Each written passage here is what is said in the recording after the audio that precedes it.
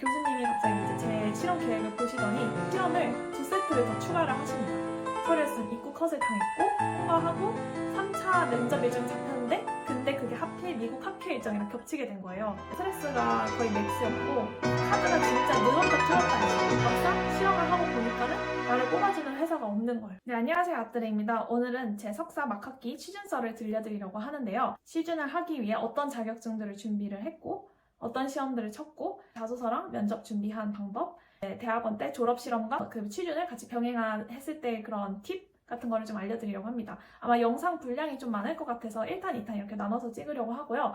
일단 이번 영상에서는 최대한 많이 담아보는데 이제 9월부터 11월 기간까지 있었던 일들을 담아보려고 합니다. 저는 이제 2023년 하반기 때 제가 이제 석사 4학기였고 저희 랩실은 좀 인원이 많고 실험이 좀 많은 그런 랩실이었어요. 제브라피쉬라는 동물로 실험을 해서 그 이제 물고기 밥을 주고 뭐 약물을 투여하고 이런 게 있어가지고 이제 월화수목금토일 주말 그 구분 없이 매일 출근을 했어야 됐습니다. 상당히 이제 근무 강도가 좀 센 편이었고요. 저는 사실 그 중에서도 제가 알아서 좀 일을 적당히 뭐 효율적으로 처리를 하거나 뺄 건 빼는 방식으로 이제 최대한 실험실에 있는 시간을 이제 줄이려고 많이 노력을 했습니다. 아무래도 선배들 중에 사기업 취준을 하신 분이 거의 없었어요. 다 이제 환경 쪽이다 보니 그것도 환경 독서왕이라서 관련한 직무를 이제 뽑는 대기업이 없었고 그리고 무엇보다도 랩실 자체가 그런 취업 준비에 대해서 배려를 해주는 분위기가 아니었기 때문에 저는 제 나름대로 좀 효율적으로 일을 하기 위해 졸업 실험을 최대한 이제 3학기 때 끝내놓고 4학기에는 온전히 취준에만 몰입을 하려고 했습니다.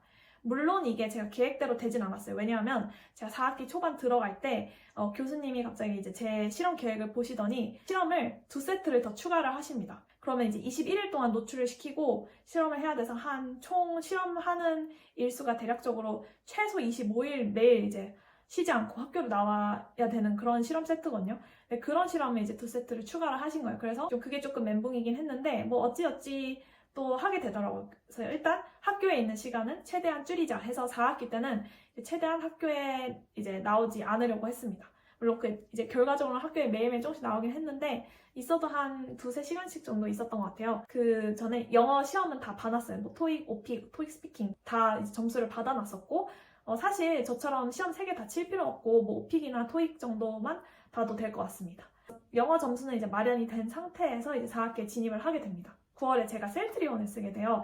이제 셀트리온 같은 경우에는 공채가 아니고 수시로 계속 공고가 올라왔는데 제가 지원하는 족족이 다 떨어집니다.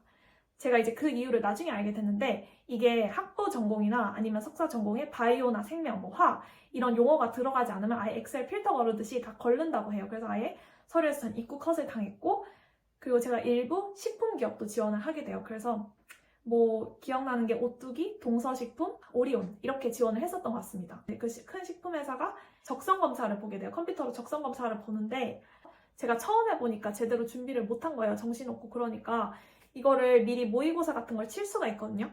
그 링크 잡넷이었나 그런 링크를 타고 들어가면 모의 시험에 칠 수 있는데 꼭 그 모의 시험에 치고 들어가시길 바라겠습니다. 1분 자기소개서나 이런 것도 다 준비를 해가야 돼요. 근데 저는 아무래도 식품 백그라운드 없기도 하고 사실 좀 어거지로 지원한 느낌이 있어서 이거는 별 기대 안 하고 또 면접을 보기도 했고 그래서 결국 어쨌든 이건 떨어졌고요. 이제 식품, 뭐 바이오 이쪽 직무를 초반에 많이 지원을 하게 됩니다.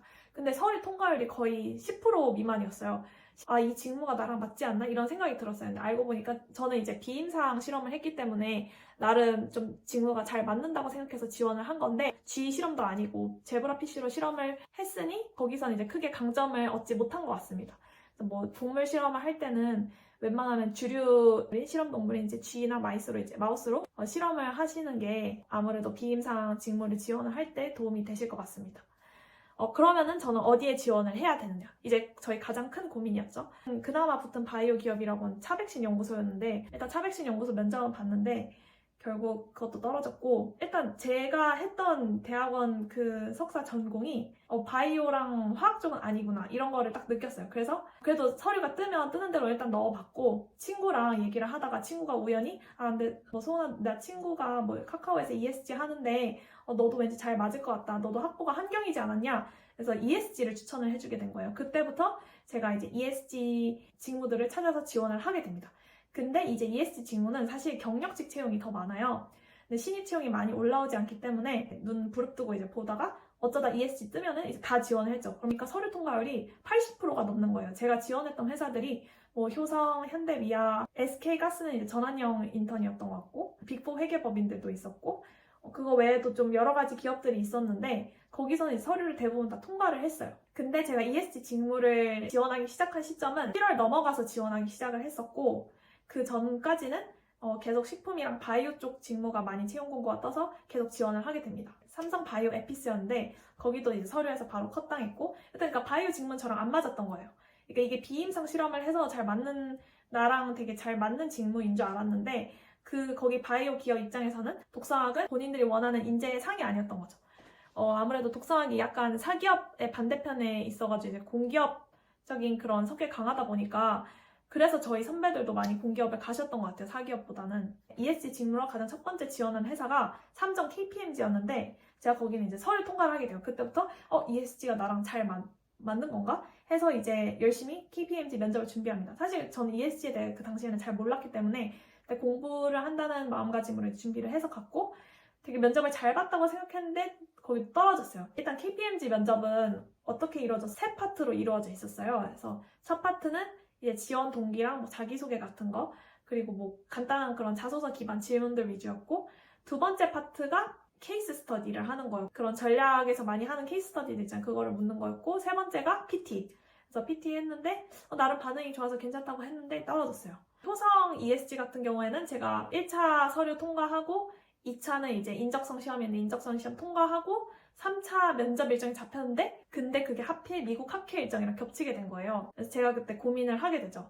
효성 면접을 가야 되느냐 아니면은 미국 학회를 가야 되냐. 사실 근데 제가 미국 학회 갈 일이 뭐가 있겠어요. 졸업하고 나서 좀 부모님이랑 오랜 상의 끝에 결국 효성을 버리고 미국 학회를 가게 됩니다. 효성이 제가 사실 또 엄청 가고 싶었던 회사도 아니기도 해서 일단 미국 학회를 갑니다.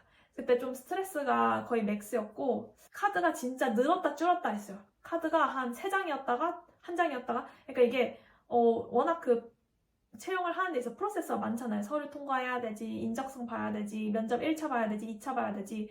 그러니까 이게 계속 이 중에서 하나라도 떨어지면 그냥 없는 카드가 되는 거잖아요.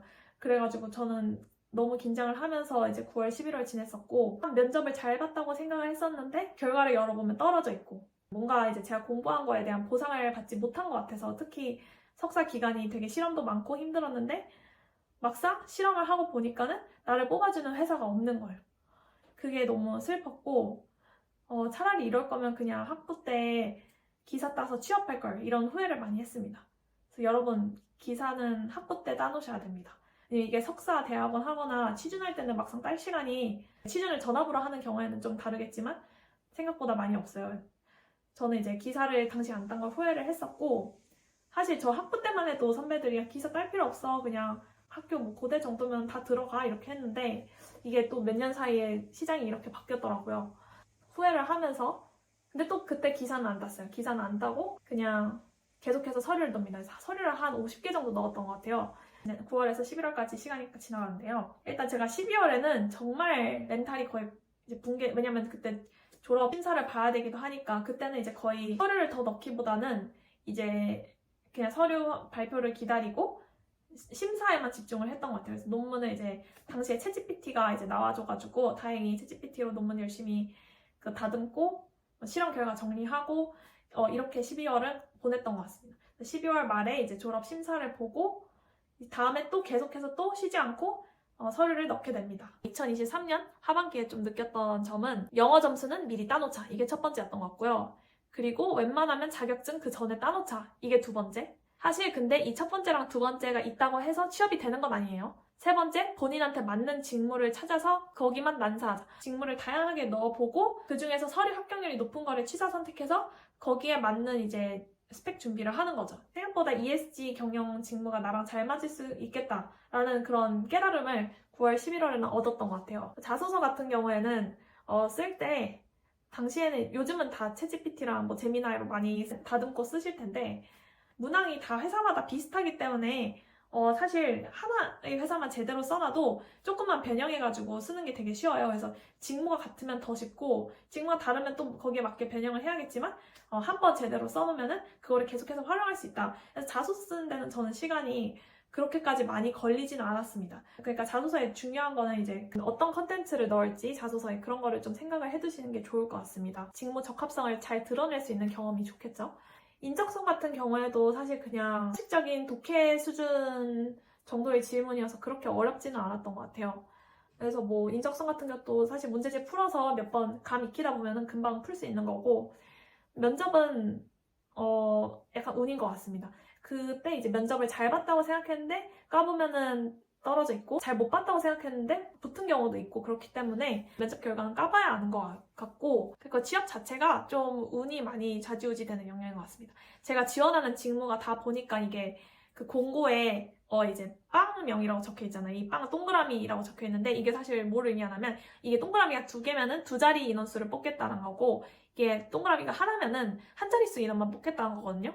그러니까 이게 한 명을 뽑을 수도 있는 거고 9명을 뽑을 수도 있는 거고 어쨌든 제가 지원한 고거 웬만하면 다 이렇게 동그라미가 하나밖에 없었어요. 그러니까는 이게 어렵죠. 왜냐하면 최종적으로 채용되는 인원이 10명 미만이기 때문에 그래서 이게 최종적으로 되는 게 아니면은 어디서 떨어지든 간에 결국 떨어지는 거기 때문에 이게 취업이 더 약간 피말리고 힘든 것 같습니다. 여튼 오늘 영상은 여기까지 한번 얘기를 해보도록 하고요. 다음 영상에서는 그래서 제가 12월 이후에 어떤 회사들에 지원을 했고 좀 전략을 어떻게 바꿨는지 말씀해 드리도록 하겠습니다. 네, 시청해주셔서 감사합니다.